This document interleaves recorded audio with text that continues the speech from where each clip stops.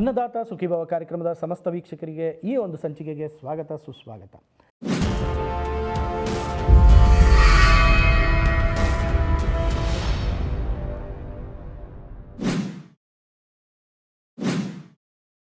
Investing in cinemas without cinema knowledge is injurious to you, your family and the audience too.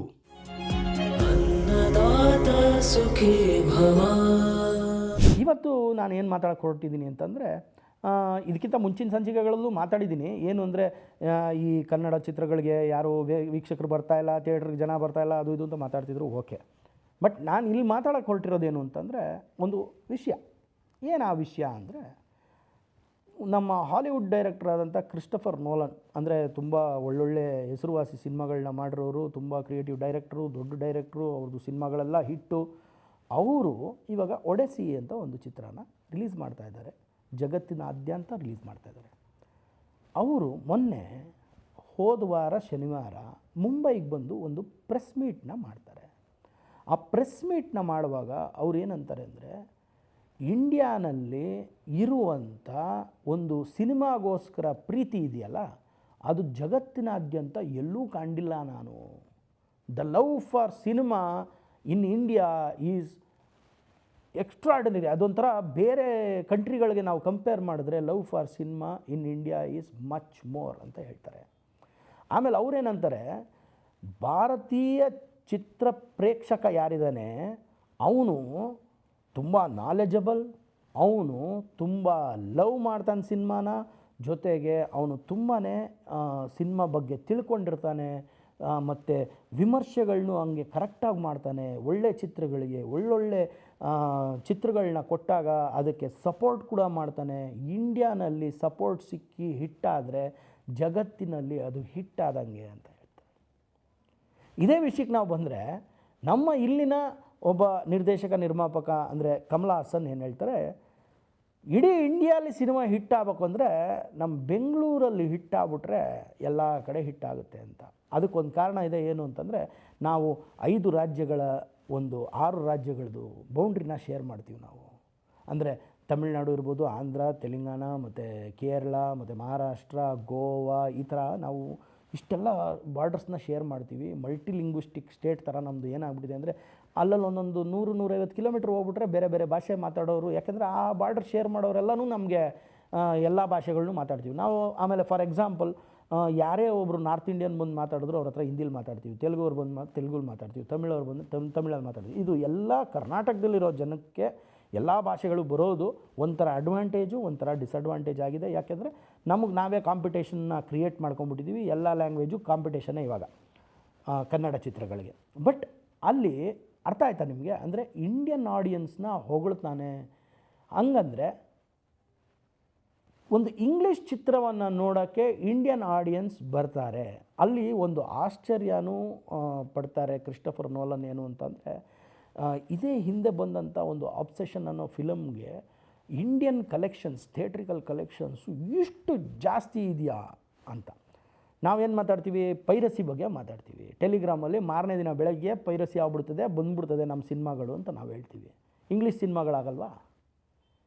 English ಸಿನಿಮಾದು piracy ಆಗೋದಿಲ್ವಾ? English ಸಿನಿಮಾದು ಬರೋದಿಲ್ವ ಇಲ್ಲಿ ಟೆಲಿಗ್ರಾಮಲ್ಲಿ?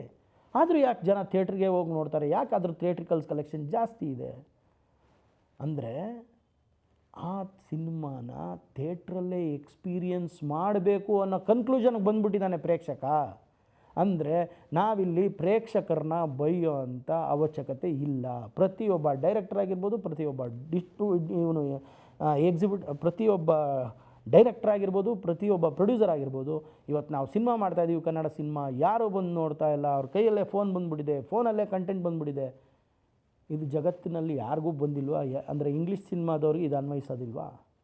ಅಂದರೆ content ಕೈಗೆ ಬಂದುಬಿಟ್ಟಿದೆ ಅಂದಮೇಲೆ ಇಂಗ್ಲೀಷ್ ಸಿನಿಮಾ ಕಂಟೆಂಟು ಎಲ್ಲ ಕೈಗೆ ಬಂದುಬಿಟ್ಟಿರ್ತಲ್ವಾ?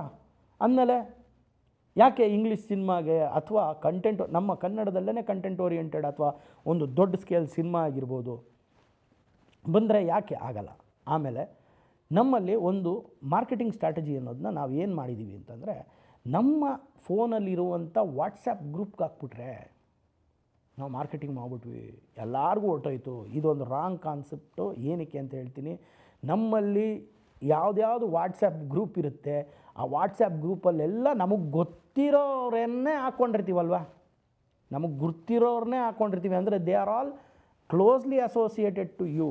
ಸೊ ಲಾರ್ಜರ್ ಸ್ಕೇಲ್ಗೆ ಹೋಗಬೇಕು ಅಂದರೆ ನಾನು ವಾಟ್ಸಪ್ ಗ್ರೂಪ್ಗೆ ಹಾಕ್ಕೊಂಡೇ ಪ್ರಮೋಷನ್ ಮಾಡಿಬಿಟ್ಟೆ ಅಂತಲ್ಲ. ಎಷ್ಟೋ ಜನ ಅಂತಾರೆ, ಸಾರ್ ನನ್ನ ಹತ್ರ ಒಂದು 200 ಗ್ರೂಪ್ ಇದೆ ಸಾರ್, 200 ಗ್ರೂಪ್ಗೆ ಹಾಕ್ಬಿಟ್ಟಿದ್ದೀನಿ. ನಾನು ಹೇಳ್ತಾ ಇರೋದು, ನೀವು ಅಡ್ವರ್ಟೈಸ್, ಫಾರ್ ಎಕ್ಸಾಂಪಲ್ ಒಂದು ಟೆಲಿವಿಷನ್ ಚಾನಲಲ್ಲೇ ಅಡ್ವರ್ಟೈಸ್ ಮಾಡಿದ್ರಿ ಅಂತ ಇಟ್ಕೊಳ್ಳಿ, ಯೂಟ್ಯೂಬಲ್ಲೇ ಅಡ್ವರ್ಟೈಸ್ ಮಾಡಿದ್ರಿ ಅಂತ ಇಟ್ಕೊಳ್ಳಿ. ಅಂದರೆ ಇವತ್ತಿನ ದಿನ ಸೋ ಕಾಲ್ಡ್ ಪಾಪರಾಜೀಸ್ ಅಂತ ಯಾರನ್ನ ಕರಿತೀವಿ, ಅವರು ತುಂಬ ಹೆಚ್ಚಾಗ್ಬಿಟ್ಟಿದ್ದಾರೆ ನಮ್ಮಲ್ಲಿ. ಏನು ಅಂದರೆ ಮೊಬೈಲ್ ಫೋನ್ ಇರೋನೆಲ್ಲ ಇವತ್ತಿನ ದಿನ ಒಂದು ಮೊಬೈಲ್ ಫೋನ್ ಇರೋರೆಲ್ಲ, ಮೊಬೈಲ್ ಫೋನ್ ಇದ್ದರೆ ಸಾಕು, ಕ್ಯಾಮ್ರಾನೂ ಬೇಕಾಗಿಲ್ಲ, ಮೊಬೈಲ್ ಫೋನ್ ಇರೋರೆಲ್ಲ ಇವತ್ತಿನ ದಿನ ಏನಾಗ್ಬಿಟ್ಟಿದ್ದಾರೆ, ಪತ್ರಕರ್ತರ ಥರ ಆಗ್ಬಿಟ್ಟಿದ್ದಾರೆ, ಜರ್ನಲಿಸಮ್ ಥರ ಆಗ್ಬಿಟ್ಟಿದ್ದಾರೆ, ಇನ್ಫ್ಲೂಯೆನ್ಸರ್ಸ್ ಆಗ್ಬಿಟ್ಟಿದ್ದಾರೆ. ಅವರು ಯಾವ ಥರ ಬೇಕಾದರೂ ಅದನ್ನ ಶೂಟ್ ಮಾಡಿ ಇಮ್ಮಿಡಿಯೇಟಾಗಿ ತನ್ನ ಚಾನಲಲ್ಲಿ ಹಾಕ್ಕೊತೀನಿ, ನನ್ನ ಚಾನಲ್. ಇದೆಲ್ಲ ಇಲ್ಲಿಗೆ ಮಾತ್ರ ಅಂತ ನನಗನ್ಸುತ್ತೆ. ಯಾಕೆಂದರೆ ಅಲ್ಲಿ ಅಷ್ಟು ದೊಡ್ಡ ಸಿನಿಮಾ ತೆಗೆದಂಥ ಕ್ರಿಸ್ಟಫರ್ ನೋಲನ್ ಅಷ್ಟು ದೊಡ್ಡ ಸಿನಿಮಾ ತೆಗೆದಕ್ತಾರೋ, ಅವರು ಇಂಡಿಯಾ ತನಕ ಬಂದು ಪ್ರಯಾಣ ಬೆಳೆಸಿ ಇಲ್ಲಿ ಪ್ರೆಸ್ ಮೀಟ್ ಮಾಡಿ ಇಲ್ಲಿನ ಜನರ ಬಗ್ಗೆ ಮಾತಾಡಿ ಇಲ್ಲಿ ಮಾಡ್ತಕ್ಕಂಥ ಮಾರ್ಕೆಟಿಂಗ್ ಏನಿದೆ, ಆ ಅವಶ್ಯಕತೆ ಏನಿದೆ, ಅಂದರೆ ಇಲ್ಲಿ ಪೊಟೆನ್ಷಿಯಲ್ ಮಾರ್ಕೆಟ್ ಇದೆ ಅಂತ ತಾನೇ ಅರ್ಥ. ಅಂದರೆ ಎಲ್ಲರಿಗೂ ರೀಚ್ ಆಗಬೇಕು ಅನ್ನೋದೇ ಅರ್ಥ. ಬಟ್ ನಾವೇನು ಮಾಡ್ತಾಯಿದ್ದೀವಿ ಇಲ್ಲಿ, ಒಂದಷ್ಟು ಜನ ಯೂಟ್ಯೂಬರ್ಗಳು, ಒಂದಷ್ಟು ಜನ ಮೊಬೈಲ್ ಇರೋವಂಥವರು, ಪಾಪರಾಜೀಸ್ ಅಂತ ಯಾರು ಕರ್ಸ್ಕೋತಾರೆ, ಅವರು ಬಂದು ಕೂತ್ಕೊಂಡು ಪ್ರೆಸ್ ಮೀಟ್ಗಳಲ್ಲಿ ಎಲ್ಲ ಕವರ್ ಮಾಡಿ, ಪ್ರೊಡ್ಯೂಸರ್ಗೂ ಬೇರೆ ಹೊರೆ. ಯಾಕೆಂದರೆ ಪ್ರೊಡ್ಯೂಸರ್ಗೆ ಅರ್ಥ ಆಗ್ತಾಯಿಲ್ಲ ಇವತ್ತಿನ ದಿನ, ಯಾರನ್ನ ಕರೆದು ಪ್ರೆಸ್ ಮೀಟ್ ಮಾಡಬೇಕು ಅಂತಲೂ ಅರ್ಥ ಆಗ್ತಾಯಿಲ್ಲ, ಇದಕ್ಕೆ ಹೆಂಗೆ ಕಡಿವಾಣ ಹಾಕಬೇಕು ಅಂತಲೂ ಗೊತ್ತಾಗ್ತಾಯಿಲ್ಲ. ಮೊಬೈಲ್ ಇರೋರೆಲ್ಲ ಜರ್ನಲಿಸಮ್ ಆಗ್ಬಿಟ್ಟಿದ್ದಾರೆ, ಮೊಬೈಲ್ ಇಟ್ಕೊಂಡು ರೆಕಾರ್ಡ್ ಮಾಡ್ಕೊತಾರೆ. ಜೊತೆಗೆ ಯೂಟ್ಯೂಬ್ ಚಾನಲಲ್ಲಿ ಸರ್ ನನಗೆ ಇಷ್ಟು ಲಕ್ಷ ಸಬ್ಸ್ಕ್ರೈಬರ್ ಇದ್ದಾರೆ, ಇಷ್ಟು ಲಕ್ಷ ಇವರಿದ್ದಾರೆ ಅಂತ, ಫಾಲೋವರ್ಸ್ ಇದ್ದಾರೆ ಇನ್ಸ್ಟಾಗ್ರಾಮಲ್ಲಿ ಎಲ್ಲ ಹೇಳ್ತಾರೆ. ಆದರೆ ಪ್ರಾಬ್ಲಮ್ ಏನು ಅಂದರೆ, ಎಷ್ಟು ವ್ಯೂಸ್ ಹೋಗ್ತಾ ಇದೆ ಅನ್ನೋದನ್ನ ನಾವು ಅಬ್ಸರ್ವ್ ಮಾಡಬೇಕಾಗ್ತದೆ. ವ್ಯೂಸ್ ಕಡಿಮೆನೇ ಇರ್ತದೆ. ಅಂದರೆ ಇಷ್ಟು ಫಾಲೋವರ್ಸ್ ಅಂದರೆ ಯಾಕೆ ಕನ್ವರ್ಟ್ ಆಗ್ತಾಯಿಲ್ಲ? ಓಕೆ, ನಾವು ಟೆಲಿವಿಷನ್ ಚಾನಲ್ಗೆ ಕೊಡ್ತಾಯಿದ್ದೀವಿ ಅಂದರೆ, ಟೆಲಿವಿಷನ್ ಚಾನಲಲ್ಲಿ ಲಕ್ಷಾಂತರ ಜನಕ್ಕೆ, ಕೋಟ್ಯಾಂತರ ಜನಕ್ಕೆ ಇದೊಂದು ನ್ಯೂಸ್ ಹೋಗ್ತಾ ಇದೆ, ಇಂಥ ಸಿನಿಮಾ ಬರುತ್ತೆ ಅಂತ. ಅದರಲ್ಲಿ ಬರೀ 10% ಕನ್ವರ್ಷನ್ ರೇಟ್ ಇದ್ದಿದ್ದರೆ, 10% ಕನ್ವರ್ಷನ್ ರೇಟ್ ಇದ್ದರೆ ಸಿನಿಮಾ ಹಿಟ್ ಆಗ್ಬಿಡುತ್ತಲ್ವ. ಸಿನಿಮಾಗೆ ಬರಬೇಕಾಗಿರೋರು ಎಷ್ಟು? ನಿಮ್ಮ ಬಜೆಟ್ ಏನಿದೆ ಅದರಲ್ಲಿ ₹100 plus ₹120, ₹200 usual ticketing rates, apart from the PVRs ಎಲ್ಲ. PVRಲ್ಲಿ ಚೆನ್ನಾಗಿರೋ ಸಿನಿಮಾ ಬಂದರೆ 500 ಮಾಡಿದ್ದುಂಟು, 2000 ಮಾಡಿದ್ದುಂಟು, ಗೋಲ್ಡ್ ಕ್ಲಾಸ್ ಅಂತ ಹೇಳಿ ಹೆಸರಿಗೆ. ಆದರೆ ಜನ ಕಂಟೆಂಟ್ ಮತ್ತು ಚೆನ್ನಾಗಿರೋ ಸಿನಿಮಾಗೆ ಹೋಗ್ತಾ ಇದ್ದಾರೆ ಅಂತ ಪ್ರೂವ್ ಮಾಡ್ತಾನೇ ಇದ್ದಾರೆ. ಬಟ್ ನಾವು ಜನ ಥಿಯೇಟ್ರ್ ಕಡೆ ಬರ್ತಾ ಇಲ್ಲ ಅನ್ನೋದನ್ನ ಒಂದೇ ರಾಗ, ಒಂದೇ ಹಾಡು ಇಟ್ಕೊಂಡು, ಅದಕ್ಕೆ ಪದೇ ಪದೇ ಇದೊಂದು ಎಪಿಸೋಡಲ್ಲಿ ಈ ಒಂದನ್ನು ವಿಷಯನ ಹೇಳ್ತಾ ಇದ್ದೀನಿ. ಬಟ್ ಅದೇ ಆಚೆಗಡೆ ಇರೋರು, ಯಾರೋ ಹಾಲಿವುಡ್ಡಲ್ಲಿ ಇರತಕ್ಕಂಥವ್ರು, ಅವರು ಬಂದು ಇಲ್ಲಿರೋವಂಥ ಪೊಟೆನ್ಷಿಯಲ್ನ ಹೇಳ್ಕೊತಾ ಇದ್ದಾರೆ.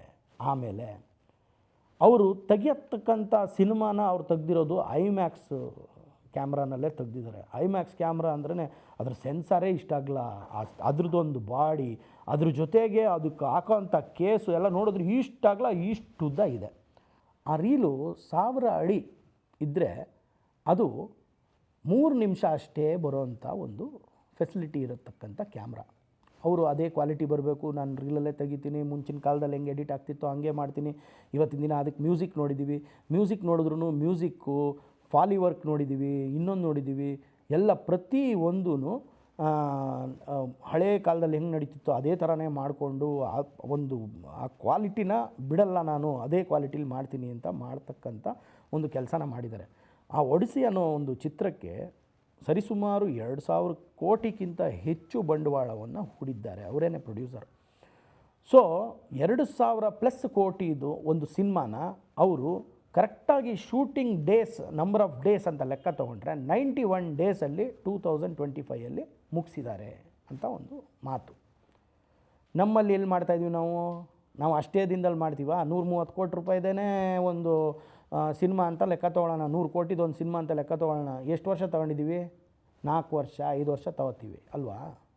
ಯಾಕೆ ಇದಕ್ಕೆ ಯಾರೂ ಮಾತಾಡಲ್ಲ? ಯಾಕೆಂದರೆ ನಮ್ಮ ವೇ ಆಫ್ ಶೂಟಿಂಗೇ ಬೇರೆ ಸರ್, ಅವ್ರ ವೇ ಆಫ್ ಶೂಟಿಂಗೇ ಬೇರೆ, ಅದು ಇದು ಅಂತಾರೆ. ಸಿನಿಮಾನೇ, ಸಿನಿಮಾ ಹ್ಯಾಸ್ ನೋ ಲ್ಯಾಂಗ್ವೇಜ್ ಅಂತಾರೆ ಅವರು ಅದೇ ಹೇಳ್ತಾ ಇದ್ದಾರೆ, cinema has no language. Cinema ಚೆನ್ನಾಗಿದ್ದರೆ ಬಂದೇ ಬರ್ತಾರೆ, ಎಲ್ಲರೂ ಬರ್ತಾರೆ, ಸಿನಿಮಾ ನೋಡ್ತಾರೆ ಅಂತ. ಮತ್ತು ನಾನು ಇಲ್ಲಿ ಏನು ಹೇಳ್ತಾ ಇರೋದು ಅಂತಂದರೆ, ಇವಾಗ ಅಂಥವರು ಅಂಥ ಒಂದು ಸಿನಿಮಾ ಮಾಡಿ 2,000+ ಕೋಟಿ ಹಾಕಿ ಇಂಡಿಯಾನ ಪೊಟೆನ್ಷಿಯಲ್ ಬಿಸ್ನೆಸ್ ಇದೆ ಅಂತ ಬರ್ತಾರೆ ಅಂದರೆ ಇಂಡಿಯಾಲಿ ಪೊಟೆನ್ಷಿಯಲ್ ಬಿಸ್ನೆಸ್ ಇದೆ ಅಂತ ಅರ್ಥ. ಅಂದಮೇಲೆ ನಾವು ಕಂಟೆಂಟ್ ಮತ್ತು ಕ್ವಾಲಿಟಿ ಮತ್ತು ನಾವು ನಿಷ್ಠೆ ಶ್ರದ್ಧೆ ಭಕ್ತಿಯಿಂದ ಒಳ್ಳೆಯ ಒಂದು ಸಿನಿಮಾನ ತೆರೆ ಮೇಲೆ ತೊಗೊಂಬಂದರೆ ಅಭಿಮಾನಿ ದೇವರು ಯಾವತ್ತೂ ಕೈ ಬಿಡಲ್ಲ ಅನ್ನೋದಕ್ಕೆ ಇದೊಂದು ಉದಾಹರಣೆ ಸಿಕ್ತು ನನಗೆ. ಮೊನ್ನೆ ನ್ಯೂಸ್ ಪೇಪರ್ ಓದಬೇಕಾದ್ರಾಗಲಿ, ಟೆಲಿವಿಷನಲ್ಲಿ ಅದ್ರ ರಿಪೋರ್ಟ್ಸ್ ನೋಡಬೇಕಾಗಲಿ, ಮತ್ತು ಅದರದ್ದು ಮೇಕಿಂಗು, ಒಡೆಸಿ ಫಿಲಮ್ದು ಮೇಕಿಂಗ್. ನಾನು ಯೂಶ್ವಲಿ ನಮ್ಮ ಕನ್ನಡ ಚಿತ್ರಗಳನ್ನ ಬಿಟ್ಟರೆ ಬೇರೆ ಚಿತ್ರಗಳ ಬಗ್ಗೆ ಮಾತಾಡಲ್ಲ, ಯಾವುದೇ ಭಾಷೆಯ ಚಿತ್ರಗಳ ಬಗ್ಗೆ ಮಾತಾಡಲ್ಲ. ಆದರೆ ಇಲ್ಲಿ ನಾನು ಎಕ್ಸಾಂಪಲ್ ಯಾಕೆ ಇದನ್ನು ತಗೊಂಡೆ ಅಂದರೆ, ನಾವು ಇಲ್ಲಿ ಹೇಳ್ತಾ ಇರೋದೇನು ಅಂದರೆ ಜನ ಬರ್ತಾ ಇಲ್ಲ ಅನ್ನೋದಕ್ಕೆ ಅಲ್ಲಿ ಉತ್ತರ ಸಿಕ್ತು ನನಗೆ. ಏನು ಅಂದರೆ ಕ್ವಾಲಿಟಿ ಮತ್ತು ಕಂಟೆಂಟ್ ಇದ್ದಾಗ ಪ್ರೇಕ್ಷಕ ನೀವು ಎಷ್ಟೇ ಟೆಲಿಗ್ರಾಮಲ್ಲಿ ಬರಲಿ, ವಾಟ್ಸಪ್ಪಲ್ಲಿ ಬರಲಿ, ಇನ್ನೊಂದರಲ್ಲಿ ಬರಲಿ, ಯಾವುದೋ ಲಿಂಕಿಂದ ಯಾವುದೋ ವೆಬ್ಸೈಟು 800 ವೆಬ್ಸೈಟ್ ಡಿಲೀಟ್ ಮಾಡಿದ್ರು, 801ನೇ ವೆಬ್ಸೈಟಲ್ಲಿ ಬಂದ್ರೂ ಕೂಡ ಪ್ರೇಕ್ಷಕ ಅಲ್ಲಿ ನೋಡಲ್ಲ, ಅವನು ಥಿಯೇಟ್ರಿಕಲ್ ಎಕ್ಸ್ಪೀರಿಯೆನ್ಸಿಗೆ ಬಂದೇ ಬರ್ತಾನೆ ಅಂತ. ಅದಕ್ಕೆ ಮೊನ್ನೆ ಬಂದಂಥ ಅಬ್ಸೆಷನ್ ಒಂದು ಸಿನಿಮಾನೂ ಚೆನ್ನಾಗಿ ಹೋಗಿದೆ ಅಂತ ಹೇಳಿದೆ. ಅದಲ್ಲದೆ ಜೊತೆಗೆ ನಮ್ಮ ಇಂಡಿಯನ್ ಸಿನಿಮಾಲ್ಲೇ ಒರಿಯಾದೊಂದು ಫಿಲಮ್ ಚೆನ್ನಾಗಿ ಹೋಗಿದೆ ಅಂದರು, ಮರಾಠಿದೊಂದು ಫಿಲಮ್ ಚೆನ್ನಾಗಿ ಹೋಗಿದೆ ಅಂದರು, ಮಲಯಾಳಂದೊಂದು ಫಿಲಮ್ ಚೆನ್ನಾಗಿ ಹೋಗಿದೆ ಅಂದರು, ಕನ್ನಡದ 2 ಸಿನಿಮಾ ಚೆನ್ನಾಗಿ ಹೋಗಿದೆ ಅಂದರು. ಸೊ ಅಂದರೆ ಚೆನ್ನಾಗಿರೋ ಸಿನಿಮಾ ಬರ್ತಾ ಇರೋದ್ರ ಪರ್ಸೆಂಟೇಜ್ ಏನಾದರೂ ಕಮ್ಮಿ ಆಗಿದೆಯಾ ಅನ್ನೋದು ಒಂದು. ಇನ್ನೊಂದು, ನಂಬರ್ ಆಫ್ PVR ಸ್ಕ್ರೀನ್ಸ್ ಜಾಸ್ತಿಯಾಗಿ ಸ್ಕ್ಯಾಟ್ರಾಗಿ ಒಂದೇ ಜಾಗದಲ್ಲಿ 4, 8, 10, 12 ಸ್ಕ್ರೀನ್ಸ್ ಇರೋದರಿಂದ ಜನ ಸ್ಕ್ಯಾಟ್ರು ಆಗ್ತಾ ಇರ್ಬೋದು. ಬಿಕಾಸ್ ಅವ್ರಿಗೆ ಆಪ್ಷನ್ಸ್ ಜಾಸ್ತಿ ಸಿಗ್ತಾ ಇದೆ. ಮುಂಚಿನ ಥರ ಸಿಂಗಲ್ ಸ್ಕ್ರೀನ್ಸೇ ಆಗಿದ್ದರೆ 150 ಸಿಂಗಲ್ ಸ್ಕ್ರೀನಲ್ಲಿ ಒಂದೇ ಚಿತ್ರ ಓಡ್ತಾ ಇದೆ ಅಂದರೆ ಬೇರೆ ಆಪ್ಷನ್ ಇರಲಿಲ್ಲ, ಅದೇ ಚಿತ್ರ ನೋಡಬೇಕಾಗಿತ್ತು. ಆ ಚಿತ್ರಗೆ ಫುಟ್ಫಾಲ್ ಜಾಸ್ತಿ ಆಗ್ತಿತ್ತು. ಬಟ್ ಈಗ 10 ನಿಮಿಷ, 15 ನಿಮಿಷ, 25 ನಿಮಿಷ ಗ್ಯಾಪಲ್ಲೇ ಶೋಗಳು ಸ್ಟಾರ್ಟ್ ಆಗ್ತವೆ. ಅಂದರೆ ಒಂದು 10 ಗಂಟೆಗೆ ಸ್ಟಾರ್ಟ್ ಆದರೆ ಒಂದು 10:15 ಆಗ್ತದೆ, ಒಂದು 10:15 ಆಗ್ತದೆ, 10:45 ಆಗ್ತದೆ, 11 ಗಂಟೆಗೆ ಆಗ್ತದೆ. ಬೇರೆ ಬೇರೆ ಬೇರೆ ಬೇರೆ ಚಿತ್ರಗಳಿರ್ತವೆ. ನೀವು 10 ನಿಮಿಷ ಲೇಟಾಗಿ ಹೋದ್ರೂ ಆವಾಗ ನೆಕ್ಸ್ಟ್ ಯಾವ ಸಿನಿಮಾ ಇದೆ ಅಂತ ನೋಡಿಕೊಂಡು ಅದಕ್ಕೆ ಹೋಗೋ ಪಾಸಿಬಿಲಿಟೀಸ್ ಜಾಸ್ತಿ ಇದೆ. ಸೊ ಇಲ್ಲಿ ಪ್ರೇಕ್ಷಕ ಸಿನಿಮಾ ನೋಡೋದು ಕಮ್ಮಿ ಆಗಿಲ್ಲ, ಅವನಿಗೆ ಆಪ್ಷನ್ಸ್ ಜಾಸ್ತಿ ಆಗಿದೆ ಅನ್ನೋದು ಒಂದು. ಇನ್ನೊಂದು, ಕ್ವಾಲಿಟಿ ಮತ್ತು ಕಂಟೆಂಟ್ ಕೊಟ್ಟರೆ ಅವನು ಕಾದು ಮಾರನೇ ದಿನಾನೂ ನೋಡ್ತಾನೆ ಅದನ್ನು ಅನ್ನೋದು 2-3 ಸಿನಿಮಾ ನಮ್ಮ ಕನ್ನಡದಲ್ಲೇ ಪ್ರೂವ್ ಮಾಡಿದೆ. ಸೊ ಈ ಒಂದು ಎಕ್ಸಾಂಪಲ್ ತೊಗೊಂಡಿದ್ದೇನು ಅಂತಂದರೆ, ಕ್ವಾಲಿಟಿ ಮತ್ತು ಕಂಟೆಂಟ್ ಮೇಲೆ ವರ್ಕ್ ಮಾಡಿ ನಮ್ಮ ಅನ್ನದಾತ ಸುಖೀಭವ ಚಾನಲ್ನಲ್ಲಿ ವೀಕ್ಷಣೆ ಮಾಡ್ತಾ ಇರೋಂಥ ಎಲ್ಲ ಹೊಸ ಪ್ರತಿಭೆಗಳು ಯಾರು ನಮ್ಮ ಚಿತ್ರರಂಗದೊಳಗೆ ಪಾದಾರ್ಪಣೆ ಮಾಡಬೇಕು ಅಂತ ಇದ್ದೀರೋ ಅವ್ರಿಗೆಲ್ಲ ಇದೊಂದು ಎಕ್ಸಾಂಪಲ್ ಏನಕ್ಕೆ ಕೊಟ್ಟೆ ಅಂತಂದರೆ, ಆಚೆಗಡೆ ಅವರು ಇಂಡಿಯಾನಲ್ಲಿ ಪೊಟೆನ್ಷಿಯಲ್ ಇದೆ ಅಂತ ಬರ್ತಾ ಇದ್ದಾರೆ, ಇಂಡಿಯಾಲಿರೋರು ಕರ್ನಾಟಕದಲ್ಲಿ ಪೊಟೆನ್ಷಿಯಲ್ ಇದೆ ಅಂತ ಹೇಳ್ತಾ ಇದ್ದಾರೆ. ಅಂದಮೇಲೆ ನಮ್ಮ ಕರ್ನಾಟಕದಲ್ಲಿ ಒಳ್ಳೆಯ ಕನ್ನಡ ಚಿತ್ರಗಳನ್ನ ಕೊಟ್ಟರೆ ಕರ್ನಾಟಕ ಮಾತ್ರ ಅಲ್ಲ, ಇಡೀ ಭಾರತ ಅಲ್ಲ, ವಿಶ್ವದಾದ್ಯಂತ ನೋಡೋವಂಥ ಸಾಧ್ಯತೆ ಇದೆ. ಯಾಕೆ ಅಂತ ಹೇಳ್ತೀನಿ ಕೇಳಿ. ಕೊರಿಯನ್ ಫಿಲ್ಮ್ಸ್ ಆಗಿರ್ಬೋದು, ನಮ್ಮ ಇಂಗ್ಲೀಷ್ ಸಿನಿಮಾಗಳಾಗಿರ್ಬೋದು, ಎಷ್ಟೋ ಜನಕ್ಕೆ ಲ್ಯಾಂಗ್ವೇಜ್ ಬರಲಿಲ್ಲ ಅಂತಂದರೂ ಸಬ್ಟೈಟಲ್ಸ್ನ ನೋಡಿ ಆ ಸಿನಿಮಾನ ಹೋಗಿ ನೋಡಿ ಸಬ್ಟೈಟಲ್ಸ್ ಜೊತೆ ನೋಡಿ ಬರ್ತಾ ಇದ್ದಾರೆ ಜನ. ಅಂದರೆ ನಮ್ಮ ಭಾಷೆ ಚಿತ್ರಗಳೂ ಇವತ್ತು ಪ್ಯಾನ್ ಇಂಡಿಯಾ ಅಂತ ಮಾಡಿ 5-6 ಭಾಷೆಯಲ್ಲಿ ಡಬ್ ಮಾಡ್ತಾಯಿದ್ದೀರಾ. ಈ ನಾಳೆ ದಿನ ಇಂಗ್ಲೀಷ್ಗೂ ಡಬ್ ಮಾಡ್ತಾ ಇರೋವಂಥ ಒಂದು ಚಿತ್ರ, ಇವಾಗ ಒಂದು ತುಂಬ ಬಹು ನಿರೀಕ್ಷಿತ ಚಿತ್ರ ಒಂದು ಇಂಗ್ಲೀಷಲ್ಲೂ ಡಬ್ ಆಗ್ತಾಯಿದೆ. ಅದಕ್ಕೆ ಫಾರಿನ್ ಮಾರ್ಕೆಟ್ ಓಪನ್ ಆಗಿದೆ ಅಂತ ಗೊತ್ತಾಗ್ತಾಯಿದೆ. ಸೊ ಚಿತ್ರವನ್ನು ಅಂತಾರಾಷ್ಟ್ರೀಯ ಮಟ್ಟದಲ್ಲಿ ನೋಡುವಂಥ ಕ್ವಾಲಿಟಿ ಮತ್ತು ಕಂಟೆಂಟ್ನ ಕೊಟ್ಟರೆ ಎಲ್ಲಿ ಬೇಕಾದ್ರೂ ನೋಡ್ತಾರೆ. ಯಾಕೆಂದರೆ ಕೊರಿಯನ್ ಸಿನಿಮಾ ನಮಗೆ ಯಾರಿಗೂ ಕೊರಿಯನ್ ಭಾಷೆ ಬರೋದಿಲ್ಲ, ಜರ್ಮನ್ ಸಿನಿಮಾ ನಮಗೆ ಯಾರಿಗೂ ಜರ್ಮನ್ ಭಾಷೆ ಬರೋದಿಲ್ಲ. ನೀವು ಜರ್ಮನಿಗೆ ಹೋದರೆ ಅವ್ರಿಗೆ ಜರ್ಮನ್ ಬಿಟ್ಟು ಬೇರೆ ಭಾಷೆ ಬರೋದಿಲ್ಲ. ಸೊ ಭಾಷೆ ಇಲ್ಲ, ಒಂದು ಸಿನಿಮಾಗೆ ಭಾಷೆ ಯಾವುದೇ ಅಡ್ಡಿ ಆಗಲ್ಲ. ಇವತ್ತಿನ ದಿನ AD ಬಂದಿದೆ, CC ಬಂದಿದೆ, ಅಂದರೆ ಆಡಿಯೋ ಡಿಸ್ಕ್ರಿಪ್ಷನ್ನು, ಕ್ಲೋಸ್ ಕ್ಯಾಪ್ಷನ್ನು ಎಲ್ಲ ಬಂದಿರೋದ್ರಿಂದ ಎಷ್ಟೋ ಜನ who have that problems also can watch the cinemas ಅನ್ನೋ ಕಾಲದಲ್ಲಿ ಇವತ್ತು ಪ್ರೇಕ್ಷಕರು ಬರ್ತಾ ಇಲ್ಲ ಅಂದರೆ ನಾವು ಕಂಟೆಂಟ್ ಕೊಡ್ತಾ ಇಲ್ಲ ಅನ್ನೋದನ್ನ ಅರ್ಥ ಮಾಡ್ಕೊಳ್ಳೋವಂಥ ಒಂದು ಸನ್ನಿವೇಶ ಇದೆ. ಇದನ್ನು ಹೇಳಬೇಕು ಅನ್ನಿಸ್ತು, ಹೇಳಿದೆ. ನಮಸ್ಕಾರ.